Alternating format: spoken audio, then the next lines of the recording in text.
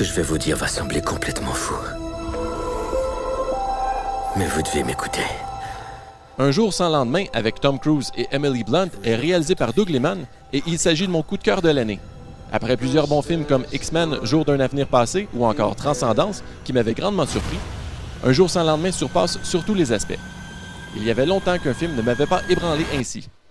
Tout d'abord, le scénario écrit entre autres par Christopher McQuarrie, qui avait écrit le brillant film Suspect de convenance, est méticuleusement tissé pour aller chercher uniquement les éléments pertinents à l'intrigue dans une histoire où il est très facile de devenir redondant.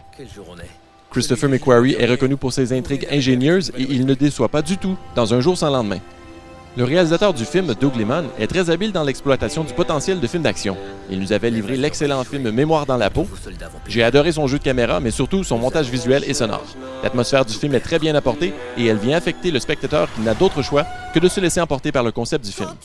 Il s'agit d'un film qu'on doit absolument voir en salle pour sentir l'immersion totale. Sans oublier le D-Box, qui est très réussi. C'est un bon film pour découvrir cette technologie si vous ne l'avez jamais essayé.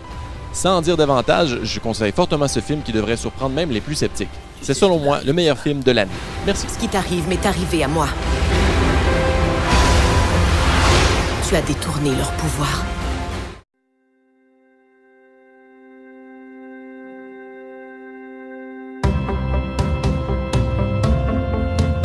Cette semaine, j'ai écouté pour vous le film Nos étoiles contraires, qui est une adaptation d'un merveilleux livre que j'ai dévoré en 3 jours à peine de John Green. Le film est réalisé par Josh Boone, qui a récemment réalisé le long-métrage Stuck in Love. Le film est tout de même très fidèle au roman. J'avais vraiment hâte de voir les personnages auxquels je m'étais attaché prendre vie au grand écran. Je n'ai pas été déçu, mais il y a plusieurs points que je trouve importants qui n'ont pas été apportés dans ce long-métrage. Le choix des acteurs est judicieux. Shailene Woodley, que l'on a récemment pu voir dans le film Divergence, est l'actrice idéale selon moi pour incarner Hazel Grace. L'histoire tourne autour de Hazel, une jeune fille qui est atteinte du cancer et qui participe à un groupe de soutien avec des gens qui sont également atteints comme elle de cette maladie. À ce groupe de soutien, elle rencontre Augustus, un jeune homme charmant, avec une jambe en moins, mais avec un cœur énorme. Hazel et Augustus vivront tous deux ensemble d'incroyables aventures et une histoire d'amour si pure.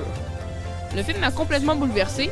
J'ai autant embarqué dans le roman que dans le long-métrage. J'ai été bercé du début à la fin dans cette histoire rocambolesque. Je suggère ce film à tout le monde. Il m'a ému et je suis sûr qu'il saura vous émouvoir. Merci beaucoup et bon film.